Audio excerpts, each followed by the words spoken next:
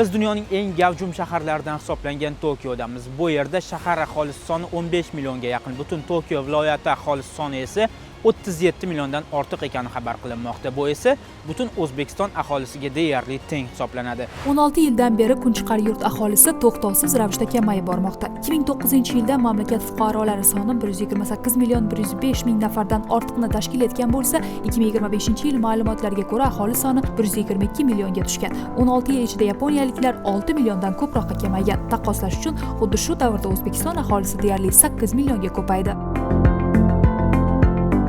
Yapon jamiyati qarib boryapti.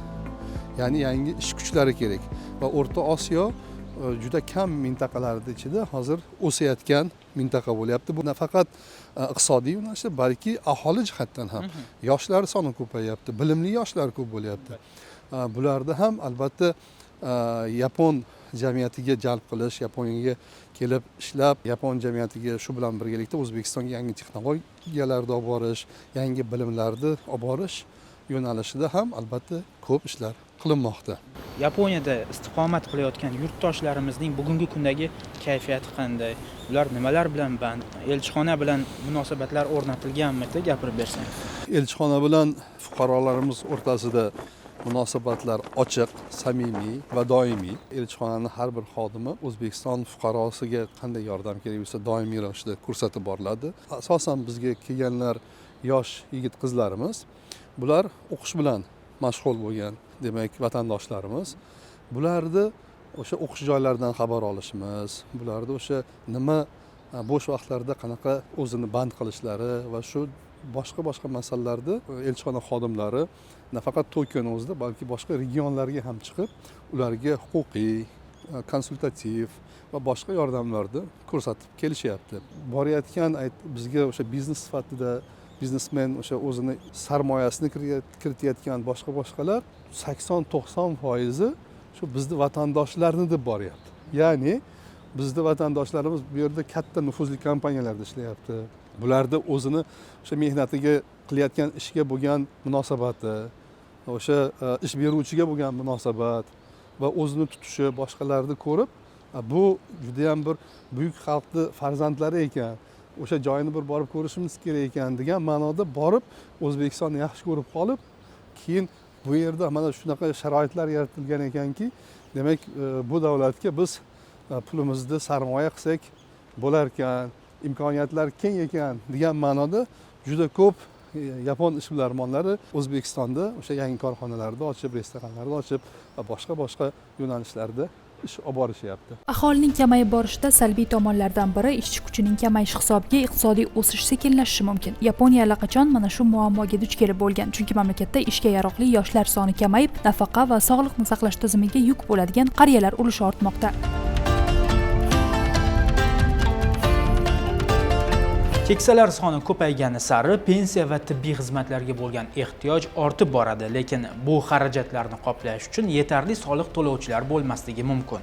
Qolaversa, qishloq hududlarda aholining kamayishi butunlay bo'shab qolgan hududlarning paydo bo'lishiga sabab bo'lmoqda. Yaponiya bu muammolarga faol yechim izlayotgan mamlakat. Buning uchun hukumat amalga oshirayotgan choralarni aytishimiz ham mumkin. Misol uchun, migratsiyani oshirish. Yaponiya an'anaviy ravishda qattiq immigratsion siyosat yuritgan bo'lsa-da, so'nggi yillarda xorijdan ishchi kuchi jalb qilish yo'llarini kengaytirmoqda. Ish kuchi yetishmovchiligini robotlar bilan qoplashga harakat qilmoqda. Bundan tashqari, oilalarga moddiy yordam, uzoq vaqtli ta'til va ish vaqti moslashuvchanligini ta'minlash orqali tug'ilish ko'rsatkichlarini oshirish ustida ish olib borilyapti. Xullas, dunyoning eng rivojlangan davlatlaridan biri mana shunday bosh og'rig'iga uchragan. Biz yuqorida xorijdan ishchi kuchini jalb qilish siyosati haqida gapirdik. Yaponiyaning strategik hamkorlaridan biri bo'lgan O'zbekiston bilan aloqalar so'nggi yillarda juda rivojlandi. Yaponiya hukumatı O'zbekiston bilan ta'lim sohasidagi hamkorlikni kuchaytirishga alohida e'tibor qaratmoqda. Bu esa o'zbekistonlik talabalar va mutaxassislarning Yaponiyaga kelish imkoniyatlarini kengaytirmoqda. Ular turli sohalarda faoliyat yuritib, ikki davlat o'rtasidagi hamkorlikni yanada mustahkamlashga hissa qo'shishyapti.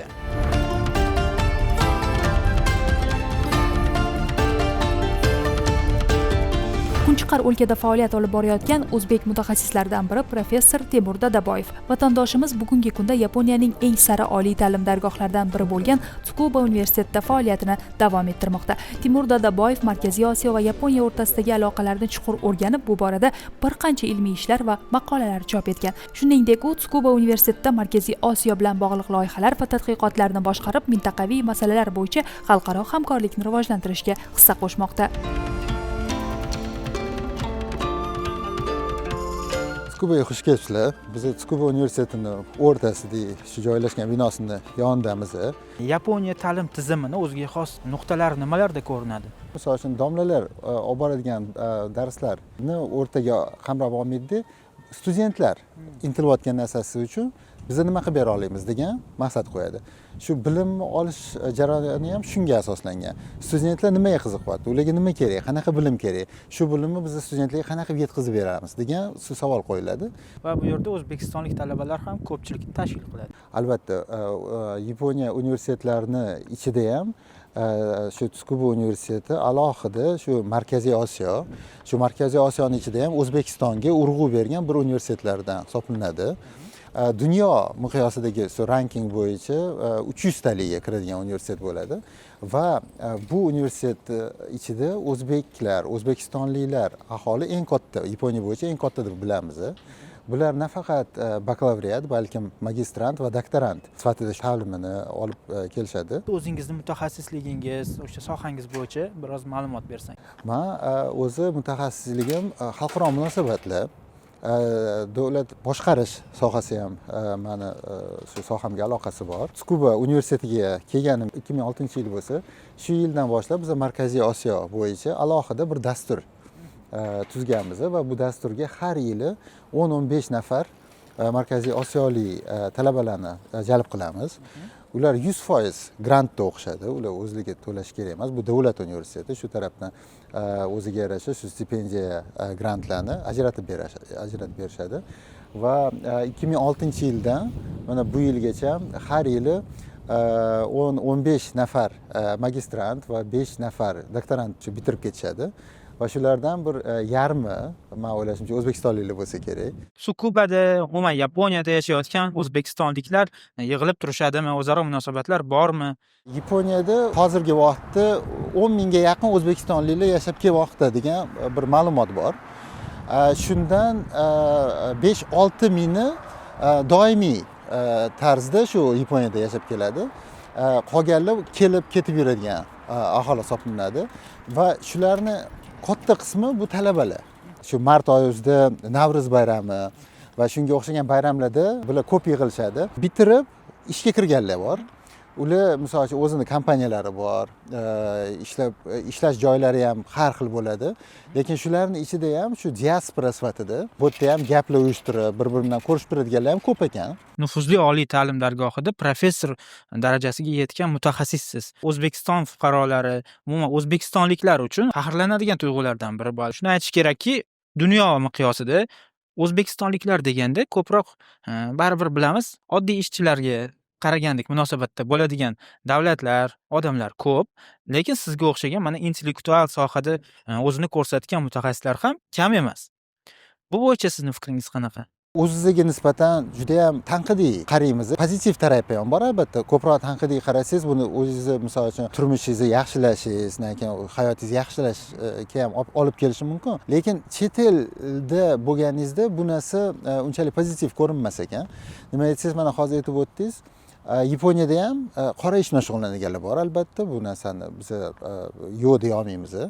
Lekin shundan bir vaqtda hozir Yaponiyada shu intellektual ish bilan shug'ullanganlar juda ham ko'paygan. Mana bizning soha, shu akademik sohani olsangiz ham nafaqat mana shu Tsukuba universitetining o'zida 3 nafar o'zbekistonlik professorlar o'zi bor. Undan tashqari Nagoya universitetlarida, Nagoya muhitida professorlar bor, Yokohama boshqa joylarda ham shu akademik faoliyatda olib borib kelayotgan o'zbekistonliklar juda ham ko'p. Men o'ylaymanki, shu bizani bitta katta maqsadimiz shuki, yutuqlarga erishgan o'zbekistonliklarni ham bir ko'rsatib o'tib, shularni model sifatida ko'rsatib borsak, men o'ylashimcha keyinchalik boshqa bir talabalar ham shu narsaga intiladi deb o'ylayman. Sizga o'xshab bu yerlarda dars beraman degan yoshlar bo'ladi. Ularga qanaqa maslahatlar berasiz? Yaponiya ingliz tilida gaplashadigan davlat emas. Aholi o'zini madaniyati, o'zini tiliga bo'lgan hurmati juda ham baland. Faqat ingliz tilini bilishini o'zi shu yaxshi ishga, yaxshi imkoniyatlarga erishish uchun yetarli emas. Shuning birinchi o'rinda albatta bu men o'ylashimcha oddiy gap bo'lib qolsa kerak-ku, lekin yapon tilini o'rganish juda ham muhim deb o'ylayman. Undan tashqari mana O'zbekistonda ham, o'zbeklar orasida ham andisha degan narsa bor. O'ziga yarasha, misol uchun yozilmagan bir qanday qonunlar bor. Yaponiyada ham shunaqa qonunlar juda ham ko'p. Shu narsani tushunish uchun ham birinchi o'rinda til, lekin faqat til emas, balkim bularni shu fikrlash jarayonini tushunishga intilish kerak, harakat qilish kerak. U oson berilmaydi. Ko'pincha tilini tushunadi-yu, dilini tushunmaydiganlar bor. Shu aspektga ham ahamiyat berib harakat qilish kerak deb o'ylayman. Tsukuba Yaponiya poytaxti Tokio shimoliy sharqida Ibaraki prefekturasida joylashgan shahar. U ilm-fan va texnologiya markazi sifatida mashhur bo'lib, Tsukuba Science City nomi bilan tanilgan. Tsukuba Yaponiyaning eng muhim ilmiy markazlaridan biri hisoblanadi. Shaharda 300 dan ortiq ilmiy tadqiqot muassasalari joylashgan. Ularning orasida Yaponiya kosmik agentligi ham bor.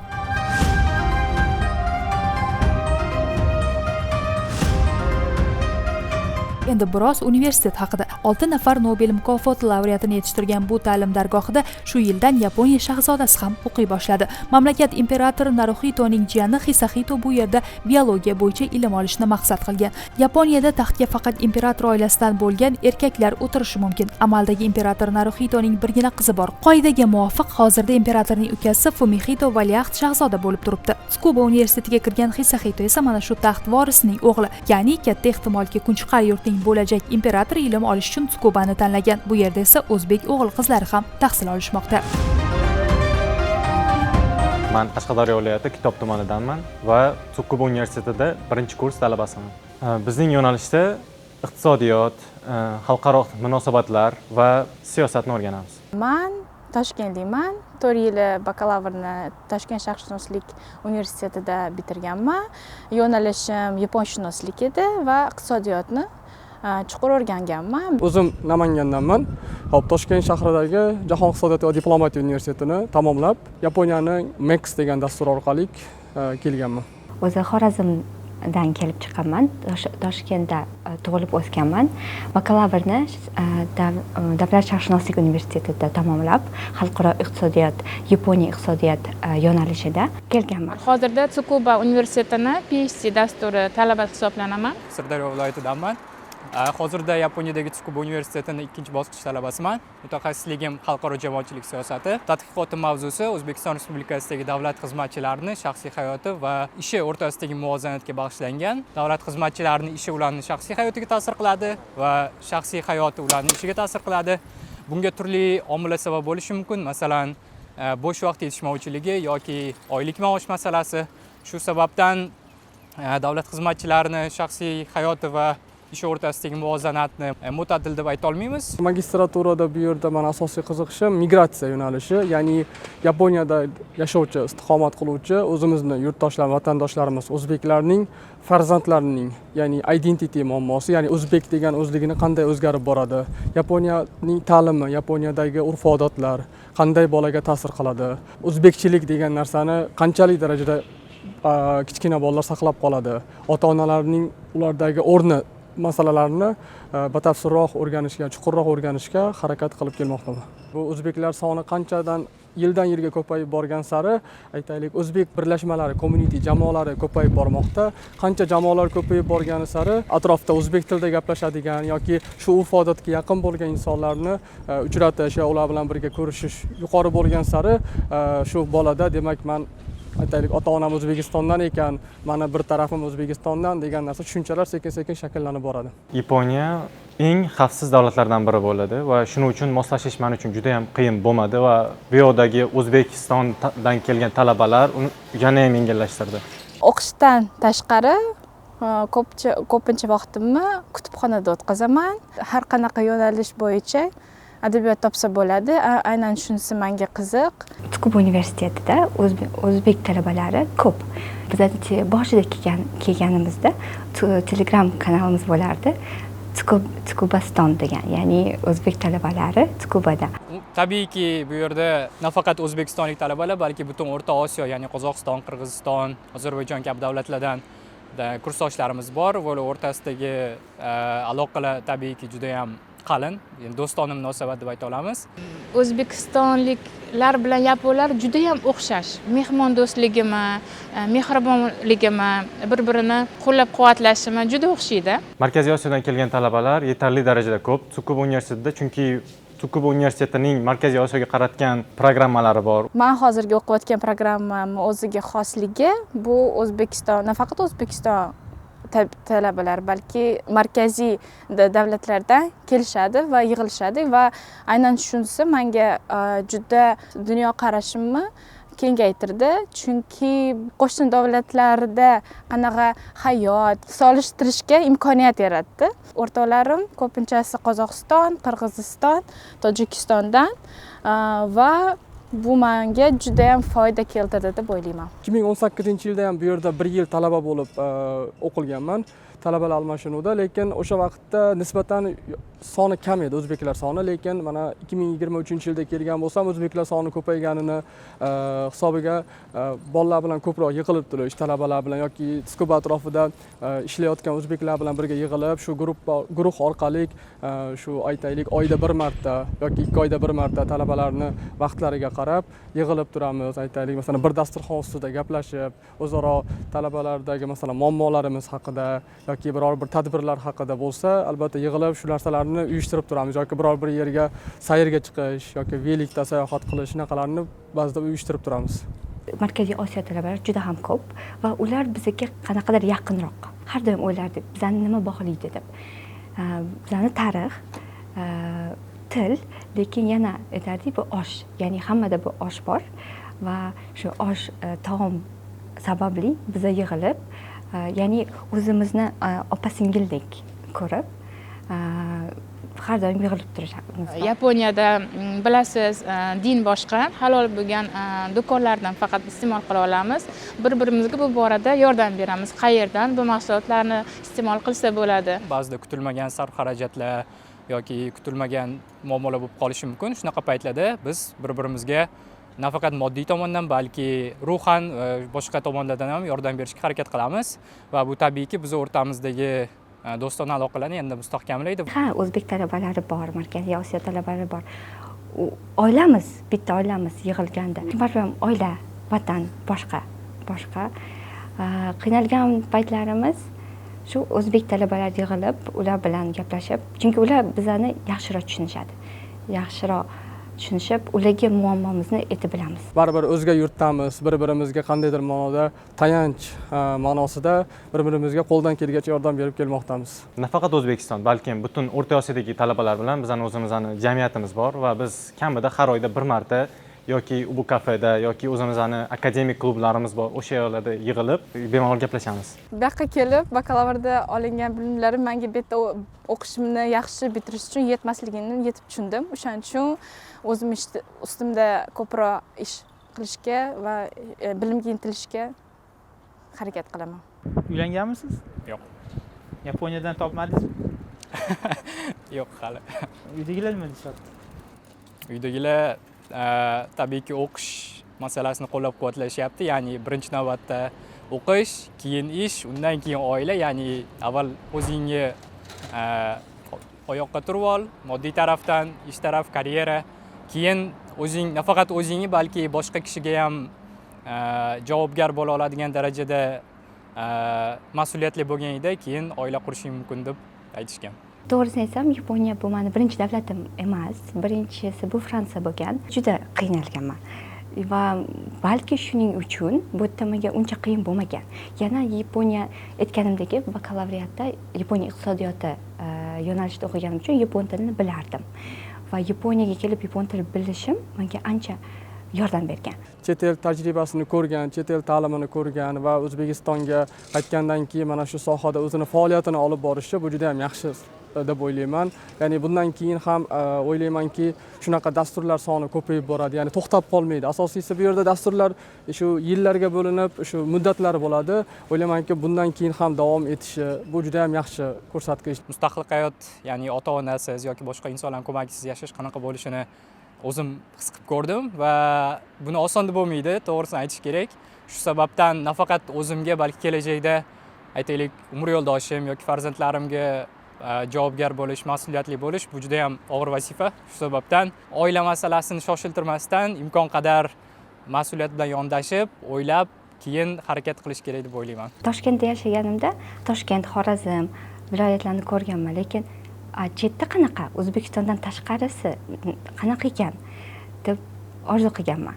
Va birinchi Fransiyaga borib, Parijdagi Eyfel binosini ko'rganimda tushundim, ya'ni dunyo katta. O'zbekistondan, Toshkentdan, men yashaydigan joydan ancha katta. Ko'rishga arziydigan odamlar va joylar juda ko'p. Yevropa va Osiyoni taqqoslash imkoniyatiga ega bo'ldim. Va aytolamanki, Yaponiya menga ko'proq yoqdi. Markaziy Osiyo aytaylik masalalari bo'yicha Tsukuba universiteti ancha rivojlangan hisoblanadi.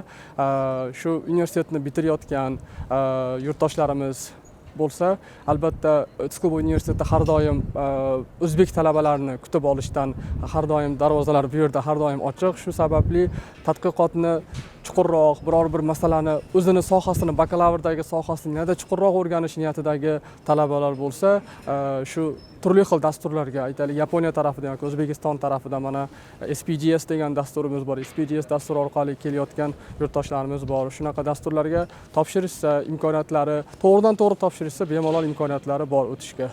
O'zingiz tadqiqot mavzuyingizdan kelib chiqadigan bo'lsa, aytaylik, ishingiz keyin oilangizga ta'sir qilmasligiga harakat qilasizmi?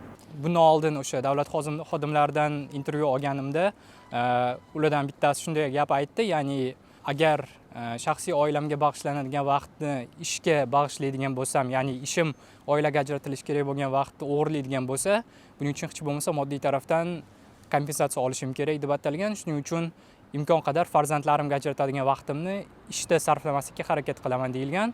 Shu insonning gaplaridan kelib chiqib, albatta shaxsan o'zim davlat ishida ishlaydigan bo'lsam harakat qilaman. Yaqinda Tsukuba universiteti bilan Okinavaga borganimizda Markaziy Osiyodan kelgan talabalar birgalikda bordik va birga loyihani amalga oshirdik. O'sha qirg'oqni atroflarini tozalash loyihasi. Birga yaponlarga yordam berib, shu tabiatni asrashga o'z hissamizni qo'shdik va birgalikda bunaqa loyihalarni amalga oshirib boramiz deb o'ylayman. Orzuim Tsukuba universitetini bitirib, albatta davlatimga, vatanimga yaxshi kadr bo'lib, O'zbekistonni yanada rivojlantirish. Asosiy maqsadim albatta vatanga qaytish, ya'ni o'zimni soham bo'yicha o'zim qiziqqan vazirlikka yoki biror bir yaqinroq sohaga ishga kirib, o'sha yerda o'zimni faoliyatim, ya'ni Yaponiyada olgan bilimlarimni, aynan meniki migratsiya sohasi bo'ladigan bu sohani yanada masalan rivojlanishiga qandaydir bir zarracha hissamni qo'sha olsam xursand deb bilaman o'zimni. Orzuim dunyoni ko'rish, ya'ni boshqa davlatlarga ham borib, boshqa madaniyatlarni ko'rib, odamlar bilan ko'rishish deb o'ylayman. Kunchiqar yurtda o'zbekistonliklar uchun maxsus mobil ilovalar va onlayn platformalar mavjud bo'lib, ular orqali vatandoshlar o'zaro muloqot qilishlari, e'lonlar joylashtirishlari va kerakli ma'lumotlarni topishlari mumkin. Umuman olganda, Kunchiqar davlatdagi vatandoshlarimiz o'rtasida o'zbekcha qilib aytganda, bordi-keldi aloqalari mavjud. Misol uchun Tokioda ekanimizda o'zbek ayollarining yig'ilishiga guvoh bo'ldik. O'zbekistonning Yaponiyadagi elchixonasida jamlangan vatandoshlarimiz turli mavzularda suhbatlashishdi, bir-birlariga maslahatlar berishdi. Xullas, o'sha yerlarda ham o'zbekchilik yo'qolmagan. Bizni xursand qilgan tomoni, ayollarimiz o'sha yerlarda ham o'zlarini yo'qotib qo'yganlari yo'q. Ular orasida kimdir bugun o'z maktabiga ega, yana kimningdir restoran biznesi bor. 15 yil oldin Yaponiyaga kelganman. 10 yil oldin bolalar uchun cheksiz ijod olami degan maktab tashkillashtirganman. 10 yil davomida bu maktab kattalashib keldi. Yaponiyaga 2016-yilda kelganman. Tokio Jahon tillari universitetiga. magistratura bitirganimdan keyin hozir turmush o'rtog'im bilan restoran egasimiz. Birinchi kuni maktabimizga 9 ta bola kelgan edi. Hozir 150 ta bola o'qiydi u maktabda. Har xil yo'nalishlar bo'yicha darslar olib boramiz. Rassomchilik, qo'shiqchilik, til o'rganish, o'zbek tili sinflari bor edi. Bir yilda 2 marta, 3 marta katta konsertlar beramiz. Bolalar bilan birga raqs to'garaklari bor. Erta butun dunyoni raqslarini qizlar o'rganishadi. Gimnastika darslari bor. Maktab xudoga shukr borgan sari rivojlanib kelyapti. Bizning restoranimiz Wagyuga ixtisoslashgan yapon taomi hisoblanadi. Barbekyu, ya'ni yaponcha barbekyu, yakiniku yaponchasiga aytadigan bo'lsa, yakiniku stilida va bizada Wagyu ishlatamiz. Dunyodagi eng qimmat go'sht, mol go'shti va bizda halol go'sht ishlatamiz. Men 15 yil oldin kelganimda menda madaniy shok bo'lgan. Undan tashqari ishlab turgan odam O'zbekistonda karyerasi bor. Men O'zbekiston davlat konservatoriyasini bitirganman estrada xonandaligi bo'yicha. Hamza Hakimzoda Niyoziy kollejda dars berayotgan bo'lganman. Kelganimda bolalar bilan faqat uyda o'tirishga to'g'ri kelgan, chunki til bilmayman, nima qilishimni bilmayman. O'ylaganmanki, meni kasbim bu bu yerda уже kerak emas kasb deb o'ylaganman, chunki qanaqadir menga juda ham qiyin yo'l bo'lib tuyulgan bu. Hozir men oldin til o'rganishim kerak, keyin bu yerda har xil muzikaliy institutlarni ko'rib chiqishim kerak, qanaqa institutlar borligini.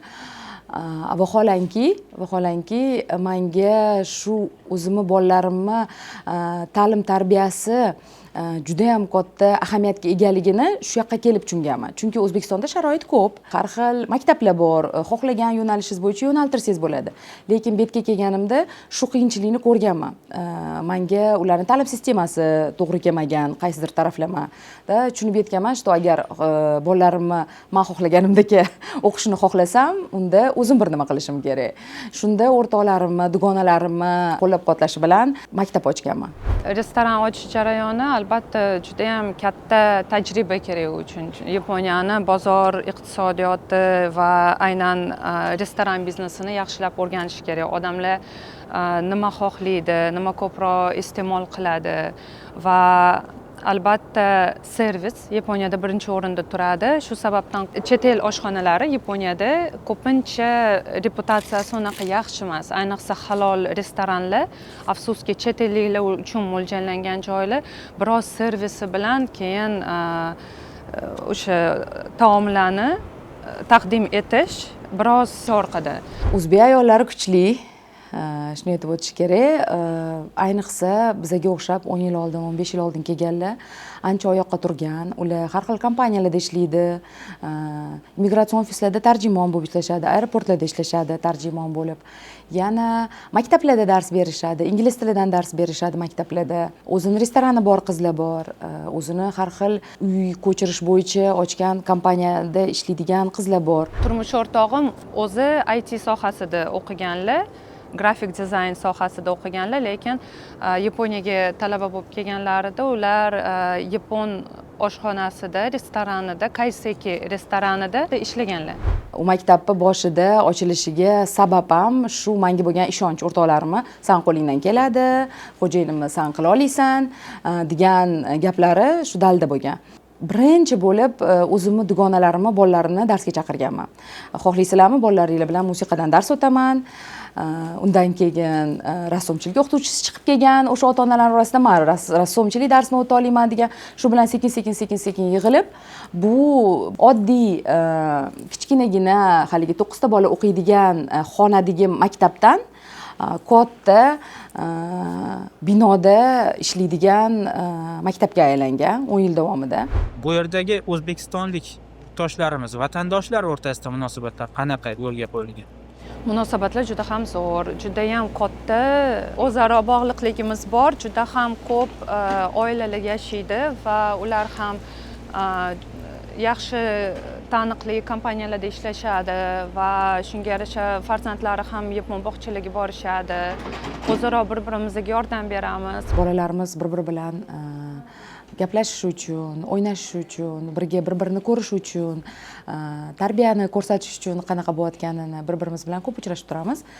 Undan tashqari yana har xil katta yig'ilishlar ham qilib turamiz. Bu Navro'z bayramiga, Mustaqillik bayramiga yig'ilib turamiz. Ayollar bayramini o'tkazib turamiz. Qanaqadir muammolarni hal qilish uchun yig'ilamiz. Endi bizda deb o'ta to'ylar yo'q.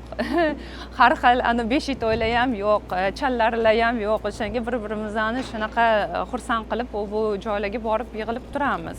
O'zbekistondan kelgan yosh qizlarni, yosh ayollarni Yaponiyada bo'layotgan adaptatsiyasini o'rganish, ularga maslahat berish, ularga yo'l ko'rsatish, har xil qiyinchiliklari bo'lsa yordam berish uchun yig'ilganmiz. Shu masalani ko'rib chiqamiz.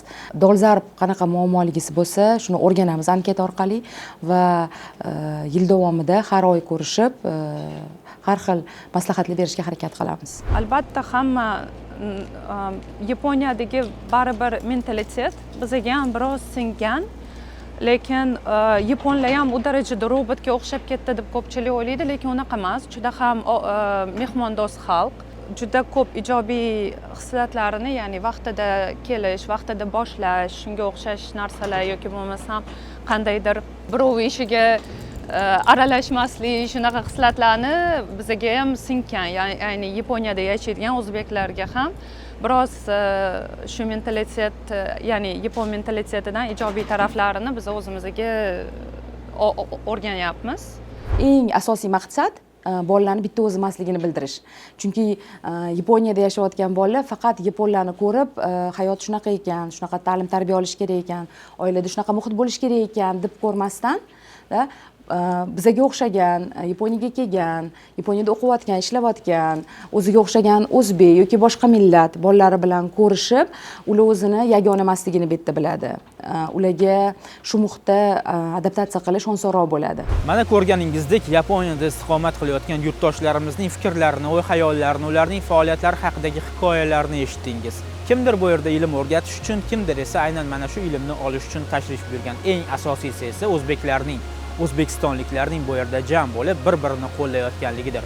Demak, bu millat bir bo'lsa, bir xalqqa, birlashsa esa vatanga aylanadi. Omon bo'ling.